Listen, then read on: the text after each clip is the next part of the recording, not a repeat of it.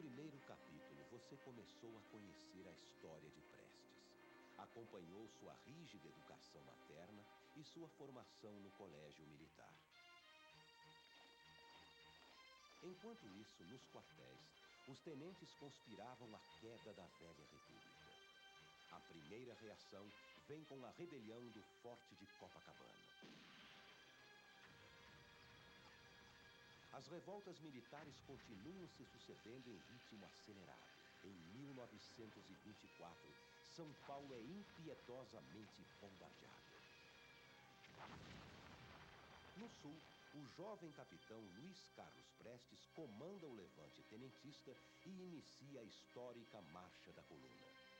São 25.000 quilômetros de sonhos e sacrifícios.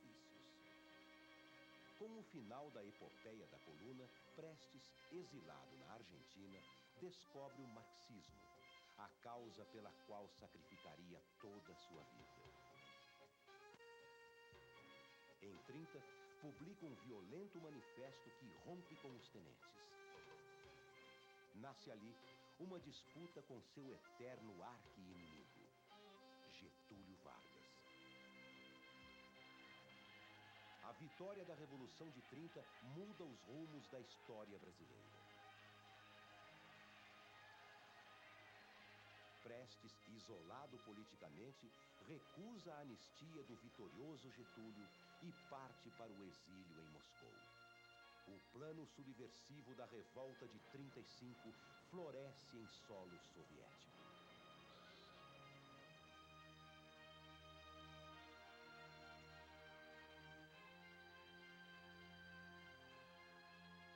Em Moscou, meu pai, então, trabalhou como engenheiro. Outra função dele, ele deu várias palestras criticando a coluna,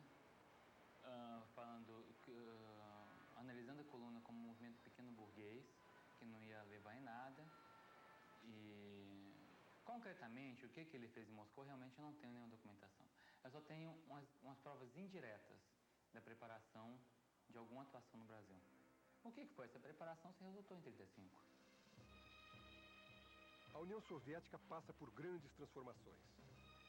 Stalin impõe sua política de depuração nos quadros do partido. Entenda-se depuração como extermínio.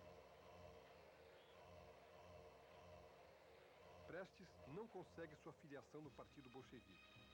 Convive com a realidade socialista, trabalha na construção civil e é trabalhado como futuro comandante revolucionário. Aí afinal, fui considerado membro do partido por ordem da Terceira Internacional, porque a Terceira Internacional, nessa época, realmente mandava nos partidos. Deu ordem e eles publicaram no dia 1º de agosto de 34, a Classe Operária, que era o órgão, o jornal do partido, publicou a minha adesão ao partido. Eu entrava como membro do partido. Foi só em 1º de agosto de 34, que desde então, eu só procurava a maneira de voltar ao Brasil. Como voltar ao Brasil? A semente da insurreição de 35 começa a germinar. Qual a verdadeira participação da Internacional Comunista no Levante? Esta dúvida sempre impregnou a história de Prestes. Não é verdade que a Internacional Comunista tenha determinado o movimento no Brasil. O movimento no Brasil, eles deram assentimento a que o movimento fosse feito diante das informações dos representantes locais de um partido reconhecido. E Prestes veio embalado que, com o prestígio dele, ele conseguiria realmente mobilizar as massas e particularmente mobilizar militares, como esperava. Há cartas dele a diversos companheiros militares conclamando-os a aderir, a aceitar o movimento. Bom, a Internacional Comunista sempre se preocupou em promover revoluções em todo lugar. Aliás, nunca nenhuma deu certo. Foram os maiores colecionadores de fracassos que se conhece na história dos movimentos políticos do século XX. Provavelmente a decisão do Brasil foi tomada ao redor de 1931, 32, quando Prestes chegou em Moscou. Quer dizer, às vezes as pessoas falam nisso parecendo que descobriram a pólvora.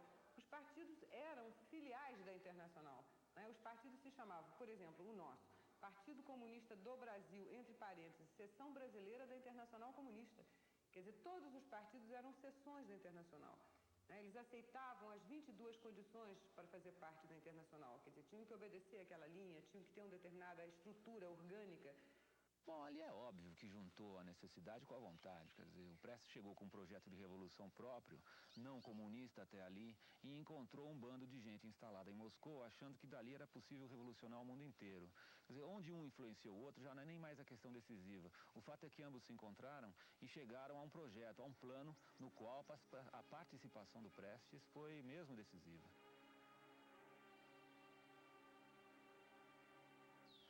Outro erro da historiografia brasileira foi atribuir ao PCB um papel central. Na verdade, o PCB era considerado por Moscou como um risco de segurança. Desde o nascimento do partido, sabia-se que o partido era completamente infiltrado, completamente manipulado e completamente dividido nas mesmas lutas interiores que acompanharam toda a história dessa agremiação política. Ou seja, na fase inicial, no momento de se planejar a insurreição, o PCB foi conscientemente tirado de lado.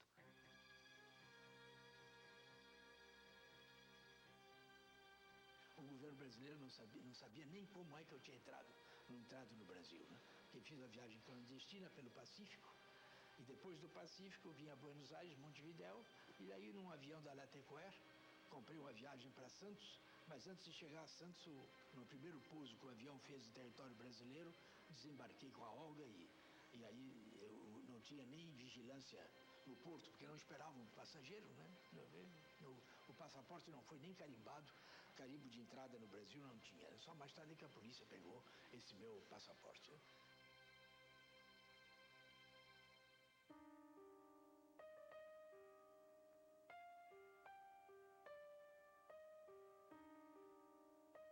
Ela era alta, tinha uma mulher de 1,78 m, certamente parecia mais alta ainda ao lado do Prestes, que era um homem miudinho, baixinho, uma mulher de cabelos negros, de olhos azuis, e chamava atenção, sempre chamou atenção pela beleza, pelos traços físicos, além do caráter de ser uma mulher dura, uma mulher determinada, uma mulher enérgica. Chamava muito atenção, não só na juventude, na Alemanha, na União Soviética, mas aqui no Brasil também.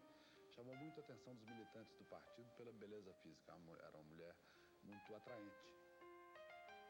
E é exatamente nesse momento que ela é destacada pelo Manuilsky, pelo Dmitry Manuilsky, que era o secretário do Comintern, para fazer segurança do Prestes na volta do Prestes para o Brasil, para a tentativa de revolução de 1935. Olga era uma agente do Serviço de Espionagem Militar do Exército Vermelho. Os soviéticos sempre foram, desde o começo, obcecados com a ideia de juntar informação confidencial. Haviam vários serviços secretos ligados à polícia, ligados ao partido e, no caso da Olga, ligados ao Exército Vermelho. Era a elite. Alguns dos grandes espiões da primeira metade do século saíram dessa excelente escola de espionagem. Eu acho que Olga foi mandada ao Brasil com duas funções. Uma de recolher informações de caráter geral que servissem aos interesses do Exército Vermelho. A outra, realmente, a Olga tinha uma função, não há provas documentais disso, mas o tipo de trabalho que foram efetuados por outros que estiveram nos mesmos departamentos dela, mostram que uma das funções seria ter um olho sobre Prestes, sim.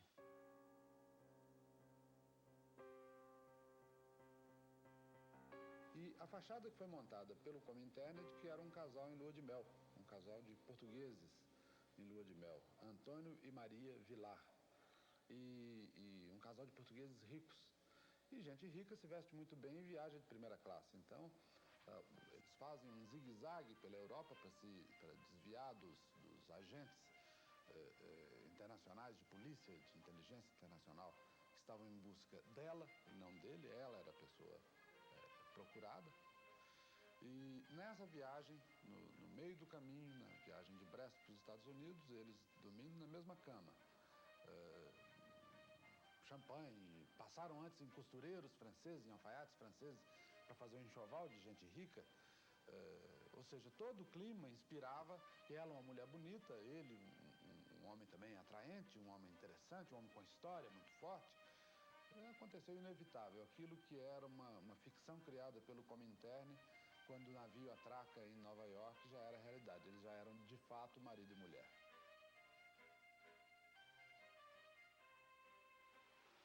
Não teve nenhuma romance, não nenhuma coisa romanesca, né? De maneira que foi isso. Viemos juntos, né? E fui muito feliz com ela, era uma companheira de uma dedicação muito grande. Ela hoje é considerada uma heroína alemã, né? Ele era assim, desse tipo. Nunca namorou nenhuma mulher. Ele era... E com meu pai, não. Meu pai sempre queria passar uma dona boa por lá, ele ficava olhando, né? E o Prestes não. O Prestes era virgem até o dia do casamento, ele foi virgem. Tanto assim que no livro do Fernando de Moraes tocam nesse assunto aí, né? Ele disse, bom, eu não sei se o senhor sabe que Olga foi minha primeira mulher. Aquilo passou batido pelo meu ouvido, mas daí um minuto acendeu um beat qualquer lá no subsolo. Eu fiz as contas e falei, bom, ele é 2 anos mais velho que o século.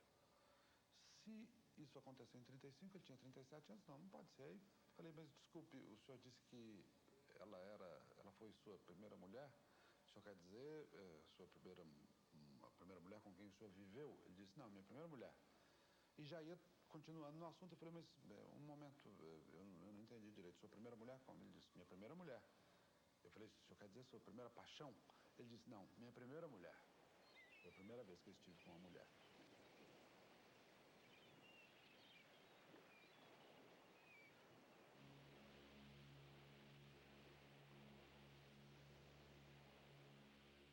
Não havia uma situação revolucionária no Brasil. A economia brasileira estava em crescimento e desenvolvimento. A crise de 29, o Brasil foi o primeiro país a emergir da crise com recursos próprios. Emergiu da crise muito antes dos Estados Unidos. O que nós fazemos com o café, passamos a fazer com o algodão, de modo que a situação econômica do país era próspera. Não havia crise aqui, não havia uma situação revolucionária. Havia descontentamento com o governo, porque o governo não resolvia os problemas como nenhum desses governos resolve. Por outro lado, a vinda de Prestes para cá, a experiência dele com a coluna, a perspectiva dele de fazer uma outra coluna, de chegar ao movimento revolucionário, a quem ele recorre? Aos tenentes. Onde era o trabalho principal do Partido Comunista? Nos quartéis, no Exército. Toda a correspondência de Prestes, desde que ele chegou no Brasil até outubro de 35, é aos seus antigos companheiros militares da coluna, pedindo que fossem para o interior, organizassem guerrilhas para reviver a coluna. E eu estou convencida, e acho, porque os documentos, creio que mostram isso, que Prestes era fundamentalmente um tenente, evidentemente que ele era um comunista, mas a sua tradição de luta foi uma tradição tenentista muito forte que ele manteve. E ele, inclusive, diz isso, eu era fundamentalmente um tenente nessa época.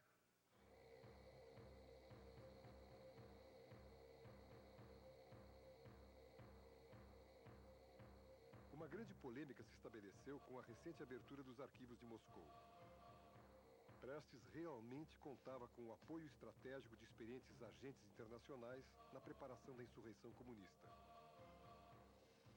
Arthur Evert, ou Harry Berger, alemão, era o chefe da organização ao lado de Prestes. Johnny de Graaf, o Franz Gruber, também alemão, era o especialista em bombas e explosivos. Rodolfo Ghioldi, argentino, era o líder latino-americano da Internacional.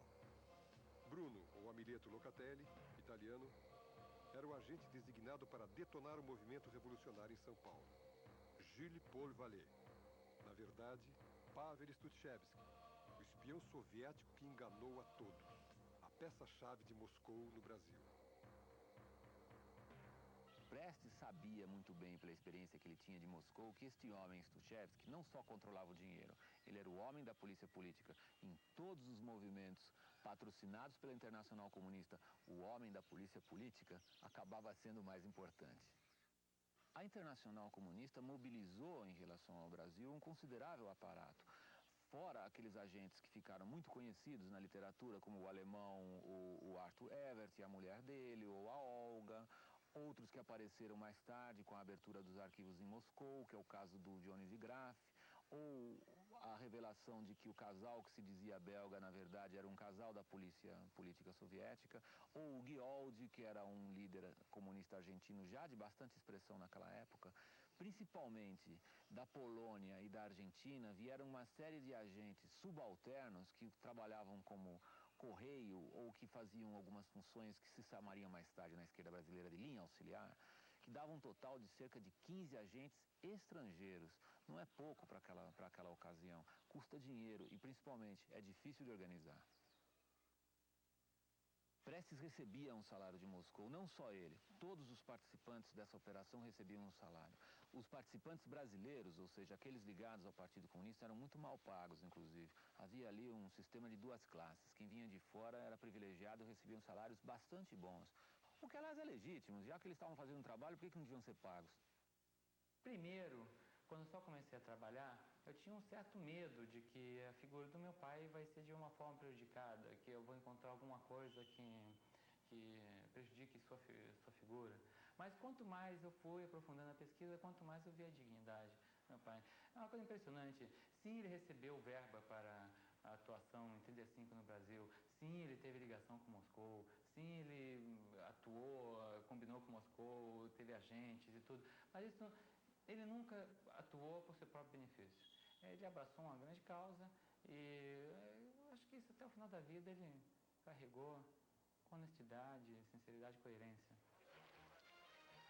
A lua de mel com os ideais da Revolução de 30 dura pouco. Alguns tenentes se desiludem com Getúlio e arreiam do poder.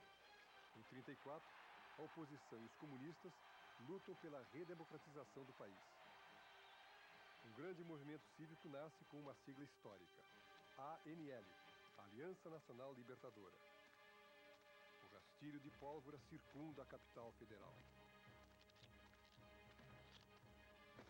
A 5 de julho, então, aniversário dos dois movimentos de 22 e de 24, lancei um manifesto assinado por mim, em nome da direção da Aliança e como presidente de honra da Aliança. Nesse manifesto eu já levantava concretamente as bandeiras da Revolução anti-imperialista e anti-feudal, anti-latifúndio, né? E proclamava a necessidade de conquistar o governo popular nacional revolucionário, que era a bandeira de ordem de conquistar esse governo. É exatamente a decisão de lançamento do manifesto de 5 de julho de 35, o polêmico manifesto que levou ao fechamento da Aliança Nacional Libertadora. Durante maio e junho, o Rio e Moscou vinham trocando uma grande quantidade de documentos e Moscou insistindo de que o manifesto de todo o poder da Aliança Nacional Libertadora seja lançado o mais rápido possível, que isso foi o plano acertado em Moscou e de que tem que cumprir esse plano. E que não pode adiar, que a situação não pode deixar a situação esfriar e que tem que aproveitar a popularidade da Aliança Nacional Libertadora para garantir sua vitória. O Prestes e meu pai conversaram muito sobre isso, né?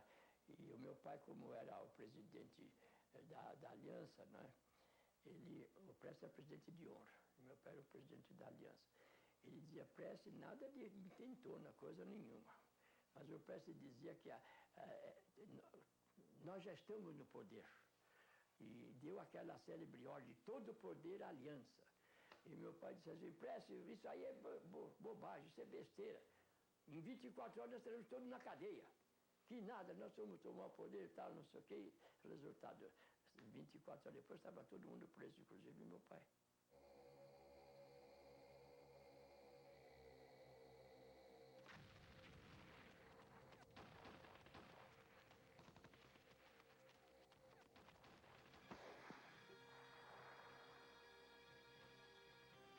Em 25 de novembro de 1935, a cidade de Natal amanhece vermelha. O primeiro estouro é espontâneo e surpreende Prestes e a direção do movimento no Rio de Janeiro. Horas depois, em Olinda e Recife, os comunistas se rebelam e dominam as duas cidades. O levante não tem as dimensões planejadas. O Nordeste socialista é sufocado em menos de 3 dias. Em Natal foi um movimento de quartel. Mais uma quartelada que durante o ano desde 30 vem ocorrendo no Brasil com a maior frequência. Eu fiz o levantamento de algumas, mas não passava muitos meses sem haver uma rebelião de quartel. E houve esse movimento de quartel por causa da expulsão de uns militares que tinham feito baderna lá. Quando detonou a Revolução em Natal, a de Recife foi resolução da direção do partido em Recife. E Prestes, quando sabe que a posição dele, isso está nos documentos e ele repetiu sempre mais tarde, era o seguinte: e agora, o que a gente vai fazer? Houve uma grande discussão no Brasil se a ordem para deflagrar o movimento veio de Moscou ou se foi dada pelo Prestes. Na verdade, foi dada pelos dois, por uma daquelas coincidências históricas que, se a gente colocar num filme, todo mundo acha que é um roteiro mal feito. É o seguinte: Prestes pergunta a Moscou: posso ir para a luta? E Moscou manda a resposta: vá, porque eu estou dando mais dinheiro. Só que as coisas andaram mais depressa do que o Prestes imaginava. E ele foi obrigado a ir para a luta antes que a resposta positiva de Moscou chegasse. Então, no fundo, quando o Prestes dizia, como ele disse durante a vida toda, fui eu que dei a ordem, ele está dizendo uma meia-verdade, porque ele ocultou que ele primeiro pediu ordens. Dei as ordens principais, algumas delas foram apreendidas pela polícia, né? Outras são conhecidas, né? Particularmente aí para o 3º Regimento de Infantaria, que o chefe, o dirigente revolucionário é eu, Agildo Barata, com um grande número de oficiais que o seguiam. E o movimento, foi a verdade, foi puramente militar. A Escola de Aviação Militar se levantou e o 3º Regimento. E o pior que aconteceu é que a luta dentro do 3º Regimento foi uma luta muito séria, demorada, facilitando que o governo fechasse aquela desfiladeiro que é a Praia Vermelha. De maneira que o 3º Regimento não pôde sair, porque a ordem que o 3º Regimento recebeu, que eu dei, era para sair imediatamente de quartel e avançar para o Arsenal de Marinha, para ajudar o batalhão naval a se levantar, dar apoio ao batalhão naval, mandando flancos guardas para o Palácio Guanabara e para o Palácio do Catete, para ocupar essas duas instituições aí, a Presidência da República e o governo do Estado, a residência do Presidente da República. Mas o 3º Regimento não pôde sair e foi massacrado pela força que o governo federal conseguiu movimentar nesse dia.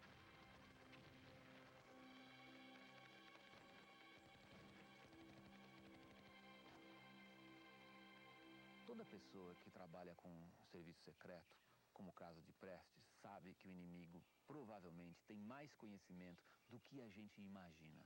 Prestes era, no máximo, um amador em matéria de serviço secreto, o que ele provou nessa operação desastrada. Vargas sabia, e os ingleses sabiam. Prestes correu no fio da navalha. Ele foi levado a agir dentro das condições impostas pelo seu inimigo. Quem fala em teoria militar não pode imaginar fracasso maior do que esse. Falta apoio popular. Não estouram as greves esperadas. Só os quartéis mostram algum fôlego. Depois de milhares de balas e poucas baixas, os destacamentos se rendem. Fracassa a Revolução Comunista no Brasil.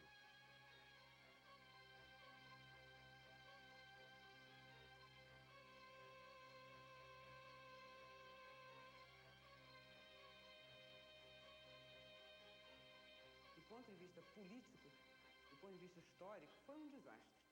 Quer dizer, não só quebrou, como a gente já falou, o movimento democrático, como isolou os comunistas de uma maneira terrível e possibilitou o anticomunismo graçando de uma forma bárbara. E agora, do ponto de vista, que você pode analisar por aí também, né? Do ponto de vista pessoal, do ponto de vista das pessoas que participaram do movimento, é um movimento muito bonito, porque é um movimento muito generoso, é um movimento de pessoas que acreditam na democracia, acreditam que você possa fazer esse país um país onde as pessoas sejam iguais. Qual era o lema da Revolução? Por pão, por terra e por liberdade.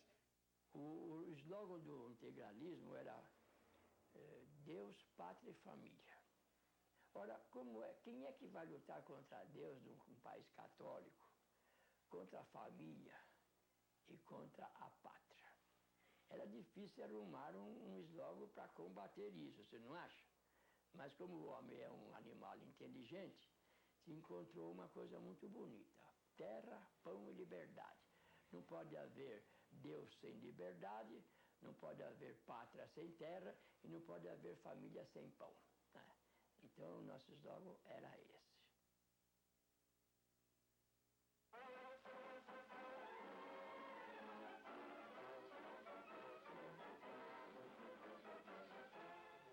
O governo e o povo brasileiro homenageiam a memória dos que tombaram em defesa das instituições nacionais em 27 de novembro de 19 1935.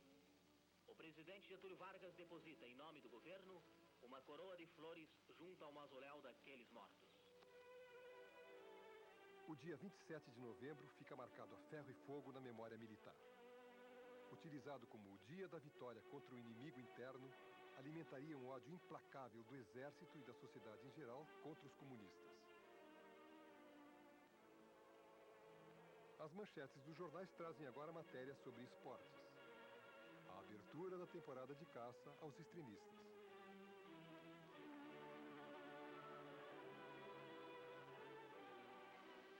Com os treinos constantes dos seus soldados, a Polícia Militar está sempre pronta na defesa da ordem.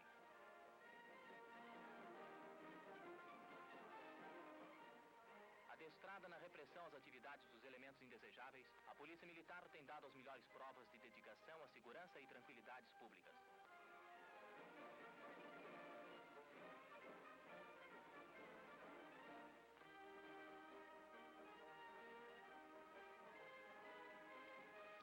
Aquele grupo de conspiradores desenvolveu um relacionamento entre eles muito próximo. Eles se consideravam até uma espécie de grande família. Esse tipo de comportamento, no caso de uma insurreição, é fatal. Todo mundo sabe que um compartimento não pode saber o que o outro faz. Porque se um é preso, não necessariamente o outro acaba sendo preso. Não só eles moravam muito próximos entre si. Uma falha que o homem da polícia política soviética, o Stuchevsky, percebeu e voltou para Copacabana. Quando um caiu, que foi o caso do Evert, a empregada imediatamente denunciou o próximo, que era o Stuchevsky. Agora, Stuchevsky só caiu porque a reserva estratégica dele, ou seja, um aparelho que ele tinha no Meyer, ele teve que entregar para o Prestes, que sabia que a queda do Evert acarretaria na queda dele, Prestes.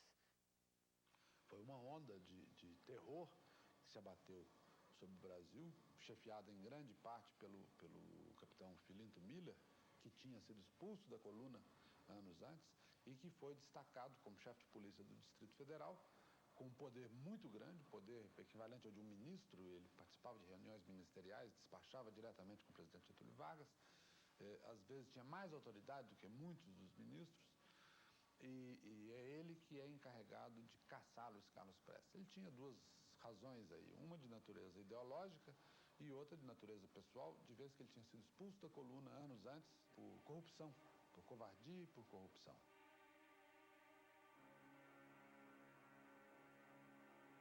Mais de 10.000 pessoas são detidas e interrogadas. Com a prisão de Harry Berger, os agentes estrangeiros caem um a um.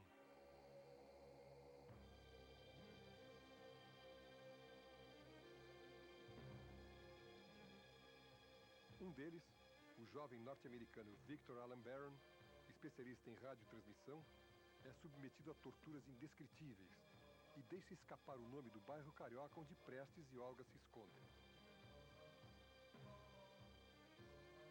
A polícia vasculha casa a casa. São 40 dias de perseguição. Bom, a polícia cerca a casa pela frente, ele tenta fugir pelos fundos, os fundos estão ocupados por soldados também, ele de pijama, e a hora que ele corre, a ordem era matá-lo, a ordem que os policiais tinham era de levá-lo morto para a prisão. E ele vem para a sala da frente novamente, talvez tentando escapar por ali, uma coisa assim, e os policiais entram e apontam carabinas e metralhadoras para ele, e nesse momento a Olga salta na frente dele, é uma cena heróica, ela já grávida, já esperando o bebê, ela pula na frente dele, uma mulher muito grande, e diz: não atirem que ele está desarmado.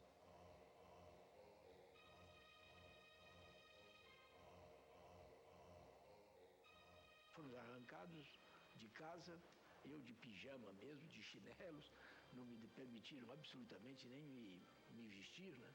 Descemos a rua Honório, enlameada, porque havia chovido muito em todo esse período. Esses 40 dias foram de muita chuva no Rio, até que me colocaram no automóvel com a Olga e fomos levados para a Polícia Central.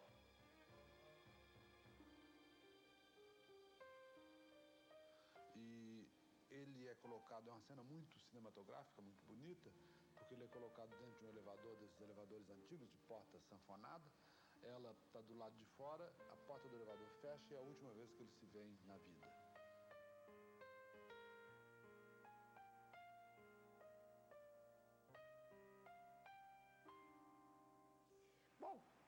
militar, eu não avaliava que fosse uma coisa tão importante para eles. Depois de estar solta e já recentemente é que eu fui ver como realmente era importante, assim, uma voz cantando para quem está preso, né? Me segurava na grade e cantava. Cantava todas as canções revolucionárias, que tinha uma versão do hino nacional, que eu não me lembro, e tinha essa versão da Cidade Maravilhosa, que era Praia maravilhosa, cheia de balas mil, vermelha e radiosa, sentinela do Brasil. Ela foi expulsa por um ato de uma injustiça total do Getúlio, né? Que ela não tinha nenhuma culpa em coisa nenhuma, não havia nada contra ela, né? Sendo que ela já estava no 7º mês de gravidez, né? E o Supremo Tribunal Federal negou o habeas corpus que foi solicitado, né? E o Getúlio estava ao par disso, certamente, né? Muita gente culpa o Filinto Miller. O Filinto Miller era um funcionário do Getúlio, né? Isso aí foi... O crime foi do próprio Getúlio mesmo, né?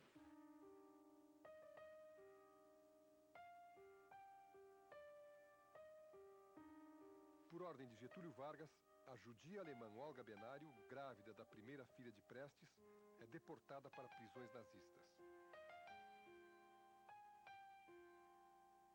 Anita nasce no final de 36 e, ainda bebê, é resgatada das celas alemãs por sua avó paterna para ser educada sob a lembrança da mãe e a glória do pai.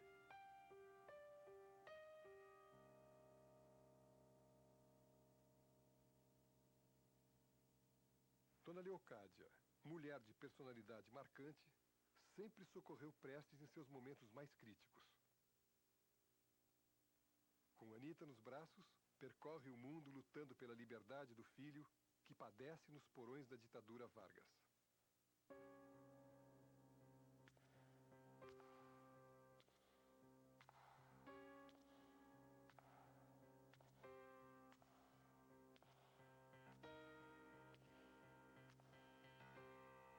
O romance de Prestes e Olga se transformara numa dramática relação de poucos momentos felizes. Olga é executada numa câmara de gás em 42, num campo de concentração no sul da Alemanha. Morre sem ter notícias de sua filha.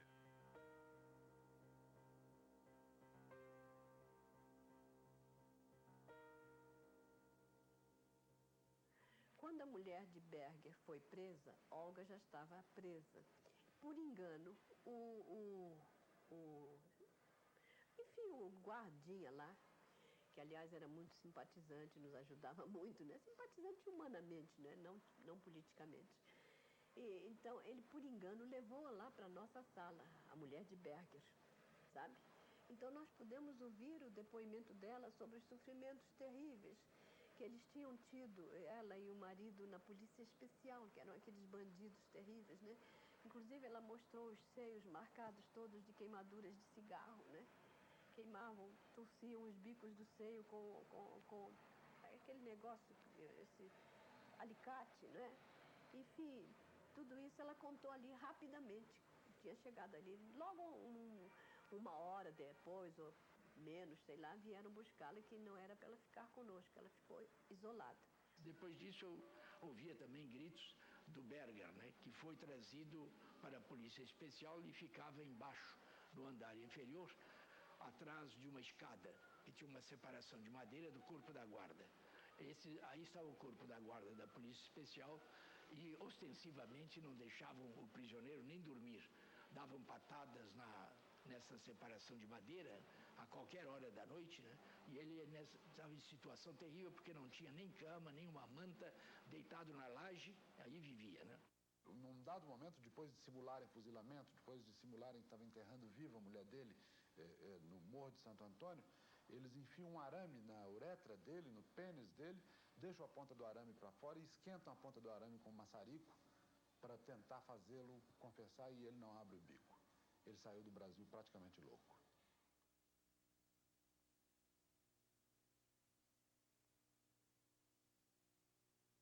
O caso das torturas ao Berger, o Herbert Berger, no Brasil ficou muito famoso porque o advogado encarregado de defender os comunistas, que era um cristão militante, o Dr. Sobral Pinto, ele chega um momento que a brutalidade contra o Berger era tão grande que ele se vale do Código de Proteção aos Animais para pedir à justiça militar que sua integridade fosse respeitada.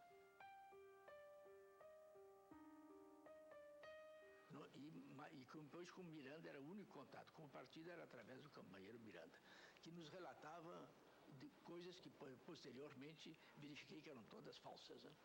A gente dizia, não, está tudo pronto, os postes da Light já estão minados, com as minas, e vai arrebentar tudo, no caso, no iniciado da Revolução vai se suspende a luz elétrica, transporte urbano, tudo será, e tudo isso era falso, né? Miranda, secretário-geral do PCB, carregou nas costas a culpa do precipitado levante comunista. A revisão dos fatos de 35 permite reavaliar a história deste homem que foi entregue à impiedosa condenação política. Já na prisão, ele vem escrevendo várias cartas que foram parar em Moscou, as originais estão guardadas em Moscou, exatamente alegando isso, que ele está estranhando essa atitude, porque todas as decisões foram tomadas em conjunto, e que todos estavam informados, todo mundo sabia de o que está acontecendo, qual era a situação, e que todo mundo estava apoiando. E agora, quando que fracassou o movimento, ele vem sendo acusado, o único acusado. Fora isso, o Miranda não era o chefe maior do movimento 35. Na realidade, quem recebia o dinheiro era o grupo liderado por meu pai Herbert Guioldi para o Levante 35. Esse dinheiro não era repassado para o Partido Comunista em seu total volume, e era analisado por Herbert Guioldi, meu pai, qual seria a participação do Partido Comunista, qual seria a sua atuação no acontecimento 35. Não é por culpa dele, foi meu pai, Guioldi e Herbert, que decidiram se levantar dia 27 de novembro, e não o Miranda. Então, eu quero botar claro que essa questão do Miranda foi utilizada exatamente para uma outra desculpa, qual foi arranjada para desviar uma outra questão, qual é muito mais importante, qual meu pai sempre tentou omitir. Naquela época, falar de que a União Soviética está apoiando esse movimento era a mesma coisa que se colocar como agente soviético no Brasil. Ele não poderia prejudicar, com a situação ele prejudicaria o movimento comunista e a União Soviética. Isso é o menos que ele queria, e durante toda a sua vida, até morrer, ele sempre foi fiel à União Soviética. E exatamente omitir esse fato, não para se salvar, ele nunca tirou a responsabilidade dele dos erros políticos cometidos em 35. Sempre meu pai dizia que aquilo foi um erro, foi um equívoco, foi sectarismo e tudo. Mas o que ele nunca poderia dizer é de que teve um apoio maciço da União Soviética.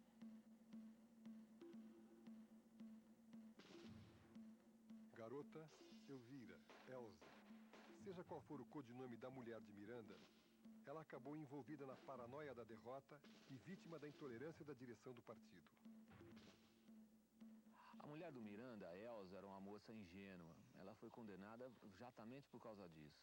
Ela circulou durante alguns dias entre a delegacia onde estava preso o marido e alguns dos militantes, e isso imediatamente a colocou como suspeita de ser informante da polícia, o que se revelou mais tarde errado, ela não era.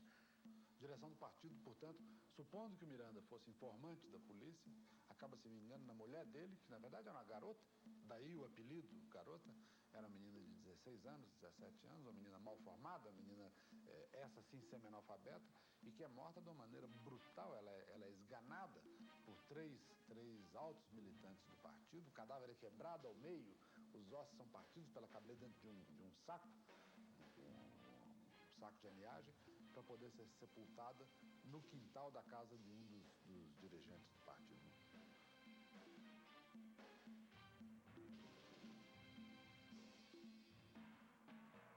Há bilhetes manuscritos do Prestes cobrando da direção do partido a execução, que ela já tinha se decidido que ela seria morta, e eles estavam relutando, estavam adiando a execução. Há um bilhete manuscrito do Prestes cobrando a execução da menina.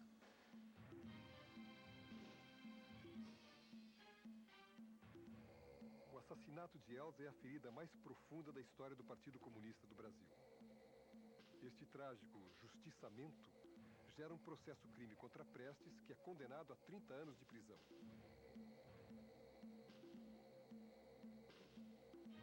O horizonte não traz boas novas.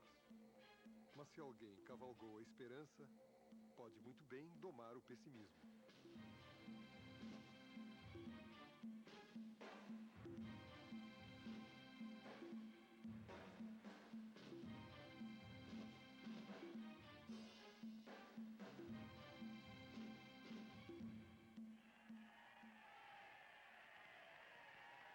No próximo episódio, a consagração de Prestes, o contato do mito com o público.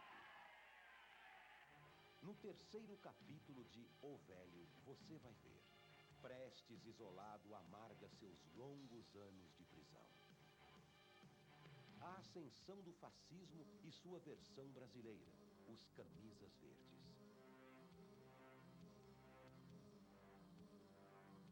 A decretação do Estado Novo de Getúlio Vargas. Em 45, o secretário-geral do PCB, Luiz Carlos Prestes, ganha finalmente a liberdade. E na campanha pela Constituinte de 46, sela uma polêmica aliança com seu algoz. Pela primeira vez em sua história, o Partido Comunista participa de eleições livres. Prestes se torna o senador mais votado do país. O fechamento, a radicalização do partido nos anos 50. Sob pressão, Getúlio não vacila entre a renúncia e a morte. O pesadelo do relatório Khrushchev. Vem à tona os crimes de Stalin. Clandestino, Prestes conhece sua segunda mulher, Dona Maria. Em 58, com a suspensão de sua prisão preventiva, Prestes é de novo um cidadão comum.